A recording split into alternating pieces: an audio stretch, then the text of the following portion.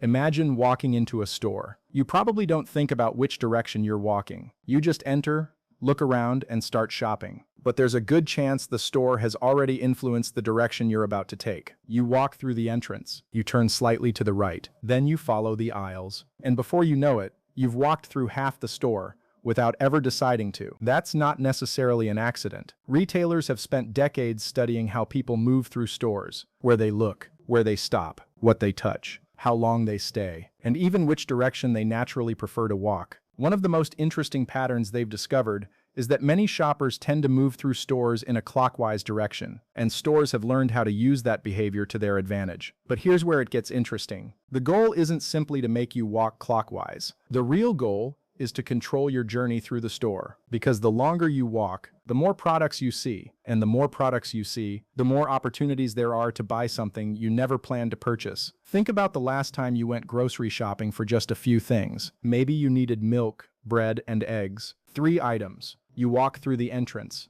but before you reach the milk, you pass fruit, then bakery products, then snacks, then drinks, then prepared food. Suddenly, your 3-item shopping trip has become a basket full of things that weren't on your list. That's one of the fundamental principles of retail. Don't just sell customers what they came to buy, expose them to everything else. And store layout is one of the easiest ways to do it. Imagine a store where you could walk directly from the entrance to exactly what you wanted. You'd find your product in 30 seconds. Pay, leave. From the customer's perspective, that's fantastic. From the retailer's perspective, it's terrible. You haven't seen anything else. You haven't discovered another product. You haven't been tempted. You've simply completed a transaction. So retailers design stores to make shopping less like a straight line and more like a journey. They create paths. They place important products in specific locations. They use displays to slow you down. They put promotional items where you're likely to notice them. And sometimes, they deliberately make certain products harder to find. This sounds strange. Why would a store make it harder for you to find something? Because if you have to walk through more of the store, you see more products, and every additional product is another opportunity for a sale. This is especially important with everyday necessities. Milk is a perfect example. In many grocery stores, basic products aren't placed directly beside the entrance. They're often somewhere deeper inside. Why? Because almost everyone needs them. The store already knows you're going to search for them. So while you're walking toward the milk, you're exposed to dozens or even hundreds of other products. You might see a new cereal, a discount on coffee, a display of chocolate, a product you've never tried before. The store doesn't have to convince you to enter. You already did that. Now it simply has to make the journey profitable. This is where the idea of clockwise movement becomes interesting. Retail designers have studied shopper orientation for years, and store layouts often encourage customers to move in particular directions. In some markets, research has suggested that shoppers frequently turn right after entering. Retailers can take advantage of this by placing high-margin, promotional, or visually attractive products in the areas customers encounter first. The exact effect varies by country, culture, store format, and individual behavior, so there isn't a universal law saying every shopper always walks clockwise, but the broader principle is extremely real. Stores want to influence where you go, and they want to control what you see along the way. Think about a department store. You walk in looking for a pair of shoes. If the shoe section were immediately beside the entrance, you could walk straight there, but instead, you might pass clothing, perfume, accessories, electronics, seasonal displays. Each section creates another opportunity to make you stop, and stopping is incredibly valuable. Because when you're walking quickly, you don't process much information. When you slow down, you start noticing things. That's why stores use visual displays everywhere. Bright signs, large price tags, product stacks, end-of-aisle displays, promotional stands. These aren't just decoration, they're interruptions. They break your normal walking pattern and give the store another chance to influence your decision. One of the most valuable locations in a grocery store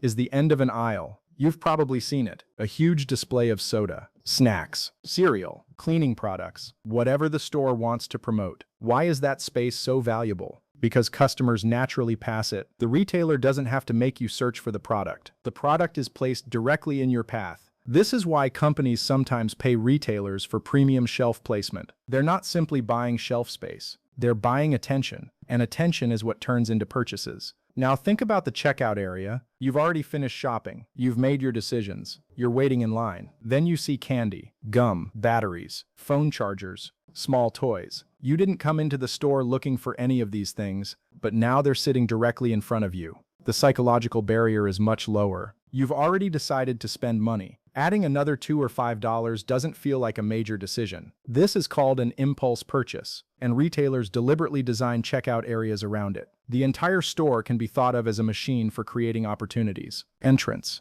path, product placement, displays, aisles, checkout. Every stage serves a purpose, and the genius is that you rarely notice it. You feel like you're simply walking around, but the store is quietly shaping your behavior. This becomes even more powerful when combined with pricing. Imagine you walk into a store and see a product you like for $20. You keep walking, then you see a similar product for $30. Suddenly, the $20 product feels cheap. The store has changed your perception of price without changing the original product at all. This is why retailers care so much about what products sit next to each other. The products around something can change how valuable it appears. Even the direction you walk can influence which products you encounter first, and the first products you see can influence what you expect to spend. That's why store design isn't simply architecture, it's psychology. Retailers are essentially designing an environment where buying feels natural. They want you to move, look, stop, compare, touch, consider, and eventually, buy. But there's an even bigger reason stores care about how you move. Data.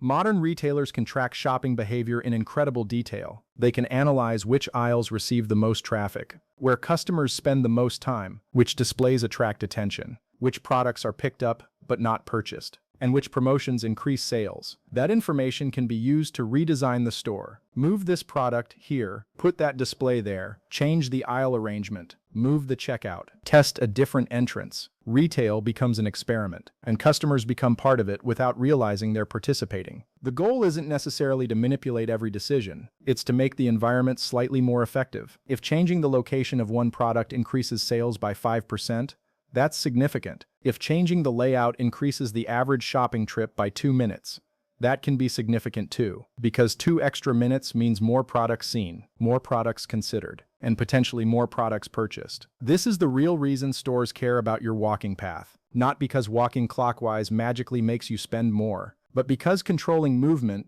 gives retailers control over exposure, and exposure creates opportunity. The next time you enter a supermarket, department store, or shopping mall, try something different. Don't immediately follow the path the store seems to give you. Stop at the entrance. Look around. Ask yourself why certain products are placed where they are. Why are the essentials so far away? Why are promotional products sitting at the end of aisles? Why are small items next to the checkout? And why did you instinctively turn in the direction you did? You might discover that your shopping trip isn't as spontaneous as it feels, because the smartest stores aren't simply buildings filled with products. They're carefully designed systems that guide millions of tiny decisions every day. And sometimes, one of those decisions is as simple as which direction you walk when you first enter.